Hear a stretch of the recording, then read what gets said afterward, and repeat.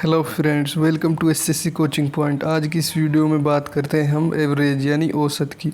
तो हम इस सीरीज़ को चलाते हुए आज एवरेज यानी औसत चैप्टर पे वर्क करेंगे और ये एवरेज का पार्ट फर्स्ट है जो 4 ऑल एग्ज़ाम के लिए हेल्पफुल होगा। तो इसके बारे में कुछ मैंने जो फॉर्मूले लिखे हुए हैं, इनके आधार पर मैं कुछ क्वेश्चन करके आपको सोल्व करके बताऊंगा। तो चलिए देखते हैं। यहाँ पे कुछ क्वेश्चन दिए गए हैं। जैसे पहला क्वेश्चन फॉर्मूले दिए गए हैं। तो इस चैप्टर में हम शुरुआत से लेकर आखिर तक जितने भी प्रकार के क्वेश्चन बनते हैं औसत के, उन सब पर वर्क करेंगे हम पार्ट वाइज।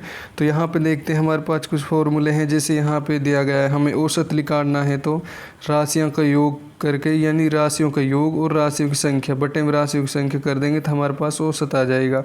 तो इसे किस प्रकार कर सकते हैं हम, जैसे मान लो हमारे पास क्वेश्चन दिया गया है, कोई भी क्वेश्चन है, जैसे क्वेश्चन हमारे पास ये दिया गया है, संख्या दी गई है 1 2 3 4 5। अब हमें इस आधार पर इसका औसत निकालना, तो हम देखते हैं यहाँ पे राशियों का योग करके, तो राशियों का योग करेंगे तो हम 5 ये 15 हो जाएगा, हमारे पास 15 हो जाएगा। 15 बटे में अब राशियों की संख्या 1 2 3 4 5, ये बटे में राशियों की संख्या की, इससे भाग देंगे तो ये जाएगा 3 बार। तो इसका औसत कितना आ गया 3। इस प्रकार भी हम औसत निकाल सकते हैं। और औसत हम दूसरे टाइप से भी निकाल सकते हैं, यानी यदि संख्याओं के बीच का अंतर समान हो और पदों की संख्या विषम हो, यानी या तो 5 हो या 7 हो या 9 हो, यानी समने हो, विषम हो, तो बीच का पद है वो हमेशा वही उसका औसत होगा। जैसे इसमें अब इस प्रकार निकाला राशियों का योग करके राशियों की संख्या, तो भी 3 आया। और वैसे भी हम देखें तो इसमें बीच का अंतर सभी संख्याओं में समान है और पदों की संख्या विषम है यानी 5 है, तो बीच का अंतर बीच की संख्या यानी बीच का पद ही औसत होगा। तो यहाँ पे भी 3 हो गया। अब यहाँ पे देखते हैं हमारे पास दूसरा फॉर्मूला दिया गया है, औसत गुणा राशियों की संख्या। तो अगर राशियों का योग ज्ञात करना है तो हम औसत गुणा राशियों की संख्या कर सकते हैं, हमारे पास राशियों का योग आ जाएगा। जैसे यहाँ पे इसी को ले लेते हैं, हमारे पास औसत कितना दिया गया है, औसत हमारे पास 3 आ गया। औसत अगर दिया भी गया है तो औसत 3 दिया गया। अब राशियाँ देख लेते हैं, जैसे 5 राशियाँ हमारे पास, तो इनको मल्टीप्लाई कर देंगे तो हमारे पास कितना आ जाएगा 15। 15 ये राशियों का योग आ गया। यहाँ भी राशियों का योग 15 ये आ रहा है। तो अगर हमें राशियों का योग पूछा जाए और औसत और राशियों की संख्या दे दी जाए, तो हम औसत गुणा राशियों की संख्या कर देंगे तो हमारे पास राशियों का योग आ जाएगा। चलिए देखते हैं, कुछ और फॉर्मूले दिए गए हैं उन पर वर्क करते हैं। तो ये फॉर्मूला दिया गया है राशियों की संख्या। यहाँ पे राशियों की संख्या ज्ञात करनी है, तो यहाँ पे हम देखेंगे, यहाँ पे हम राशियों को योग करके बटे में औसत कर देंगे। तो यहाँ पे जैसे इसी को ले लेते हैं हम, राशियों को योग कितना दे रखा है इसी क्वेश्चन को, जैसे राशियों का योग है हमारे पास 15, यही ज्ञात किया हमने। तो हमारे पास 15 दिया गया है, बटे में क्या करना है, औसत करना है। बटे में औसत करना था, हमारे पास औसत कितना है यहाँ पे 3, औसत 3 है, तो इससे इसमें भाग देंगे तो हमारे पास कितनी आ जाएगा 5। ये हमारे पास राशियों की संख्या आ गई, ये हमारे पास राशियों की संख्या होगी। अब इसमें हमने तीनों टाइप के लगभग फॉर्मूले कर चुके हैं, यानी अगर हमसे औसत पूछा जाए तो हम राशियों को योग करके बटे राशियों की संख्या कर देंगे, औसत आ जाएगा। अगर राशियों का योग पूछा जाए तो औसत गुणा राशियों की संख्या कर देंगे तो योग आ जाएगा। अगर राशियों की संख्या पूछा जाए तो राशियों को योग बटे औसत कर देंगे तो हमारे पास राशियों की संख्या आ जाएगी। तो इस प्रकार और जिस पर इसमें क्वेश्चन जो हम सोल्व करेंगे वो इसी टाइप के होंगे। तो चलिए देखते हैं आज का क्वेश्चन। जैसे क्वेश्चन दिया गया यहाँ पे 1 से 100 तक की सभी संख्याओं को औसत क्या होगा। तो यहाँ पे हमें औसत ज्ञात करना, हमें इसे कई टाइप से कर सकते हैं। हम इसको इस फॉर्मूले से कर सकते हैं, जैसे n+1/2। इस फॉर्मूले से हम इसे बिल्कुल शॉर्ट ट्रिक से कर सकते हैं। और हम इसे इससे कर सकते हैं, जैसे हम यहाँ पे करते हैं, जैसे लास्ट यानी फर्स्ट प्लस लास्ट/2, इससे भी हम इसको कर सकते हैं। तो हम इसे दोनों प्रकार कर सकते हैं। और वैसे भी हम अगर संख्या रख के देखें तो वैसे भी, जैसे यहाँ पे हमारे पास संख्या यहाँ पे दी गई है 1 2 3 ... ये दिए गए हमारे पास 100 तक। तो हम इसमें रख के फर्स्ट प्लस लास्ट यानी या n+1 कर सकते हैं। जैसे n यहाँ पे हमारे पास n का मान 100 है, तो इस फॉर्मूले से भी कर सकते हैं।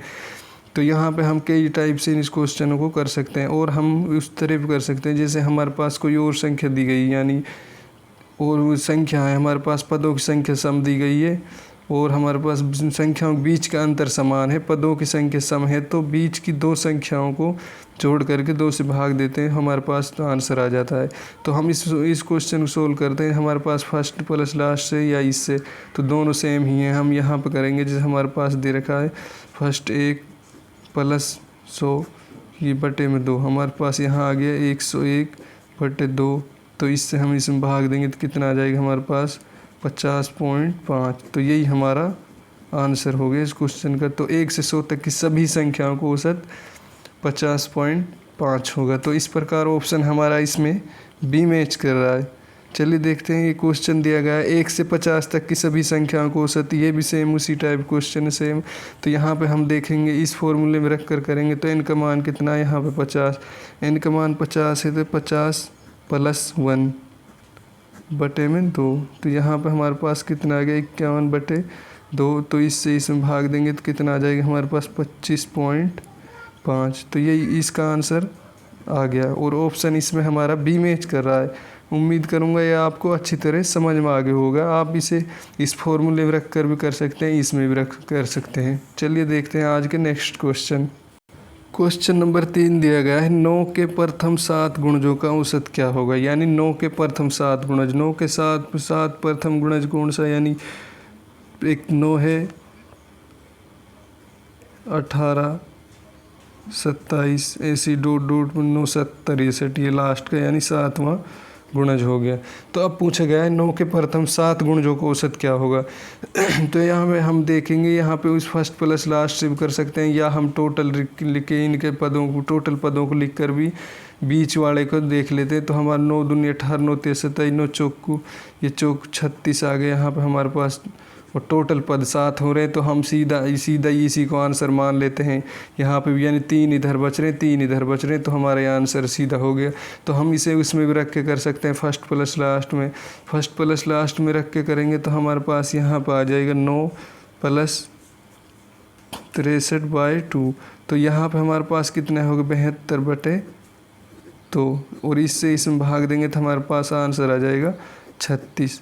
तो हम इस प्रकार भी सोल्व कर सकते हैं। यहाँ पे भी हमारे पास आंसर वही आ रहा है, यहाँ पर भी अगर हमारे पास यानी संख्याओं के बीच का अंतर समान है और पदों की संख्या विषम है तो हम बीच की संख्या को ही औसत मान लेते हैं। तो इस प्रकार ऑप्शन हमारा इसमें सी मैच कर रहा है। चलिए देखते हैं क्वेश्चन 4 दिया गया है 25 से 115 तक की प्राकृत संख्याओं का औसत क्या होगा।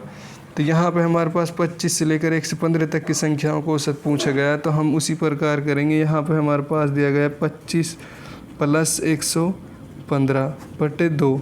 तो अब हम यहाँ पे हमारे पास कितना आ गया यहाँ से 140 बटे 2, इससे इसमें भाग देंगे तो हमारे पास कितना आ जाएगा 70। तो यही हमारा आंसर आ गया, यानी 25 से 115 तक की संख्याओं को औसत 70 होगा। तो इस प्रकार ऑप्शन हमारा इसमें बी मैच कर रहा है। चलिए देखते हैं आज के नेक्स्ट क्वेश्चन। क्वेश्चन नंबर 5 दिया गया है किन्हीं 15 संख्याओं का औसत 25 है, यदि प्रत्येक संख्या को 3 से गुणा कर दिया जाए तो नया औसत क्या होगा। तो यहाँ पे हमारे पास किन्हीं 15 संख्याओं का औसत दिया गया है 25, यानी 7 संख्या हैं 25 से छोटी है, 7 संख्या 25 से बड़ी है, यानी औसत दे रखा है हमारे पास बीच की संख्या हमारे पास दे रखी है। तो इससे 7 संख्या बड़ी हैं 7 छोटी हैं और यहाँ पर किन्हीं 15 संख्याओं को औसत 25 देगा। यदि प्रत्येक संख्या को 3 से गुणा कर दिया जाए तो नया औसत क्या होगा। तो इस क्वेश्चन को मैं आपको बिल्कुल शॉर्ट ट्रिक से बताऊँगा। तो मैं आपको कुछ दिखाना चाहता हूँ। यहाँ पर मैंने नोट कर रखा है, तो यहाँ पर आप देखेंगे यहाँ पर दिया गया है, नोट में दिया गया है जब किन्हीं दी गई संख्याओं को औसत दे रखा हो, जिसे यहाँ पे दे रखा है 25, और प्रत्येक संख्या को गुणा भाग जोड़ना तथा घटाने के लिए कहे तो हम औसत से ही गुणा भाग व जोड़ या घटा कर देते हैं। यानी हमारे पास जब संख्याओं को औसत दे रखा है और तो किसी संख्या को गुणा भाग यानी सभी संख्याओं गुणा भाग या घटाना हो तो हम डायरेक्ट औसत को ही गुणा भाग या घटा सकते हैं, तो हमारे पास आंसर आ जाता है। तो यहाँ पे हमारे पास किन्हीं 15 संख्याओं को औसत 25 है, तो प्रत्येक संख्या को 3 से गुणा करने के लिए बोला गया है, तो हम 25 को ही 3 से मल्टीपल कर देते हैं, हमारा आंसर आ जाएगा 75। तो यही हमारा आंसर हो गया इस क्वेश्चन का। तो इस प्रकार ऑप्शन इसमें हमारा भी मैच कर रहा है। यानी ये ध्यान रखना, अगर कभी भी इस तरह का क्वेश्चन आ जाए, यानी कि औसत दिया गया है तो और प्रत्येक संख्या को गुणा करना है या घटाना है, भाग देना है, तो हम डायरेक्ट औसत को ही गुणा भाग या घटा सकते हैं, तो हमारा आंसर आ जाता है। इस प्रकार ऑप्शन हमारा इसमें बी मैच कर रहा है। चलिए देखते हैं आज के कुछ और क्वेश्चन।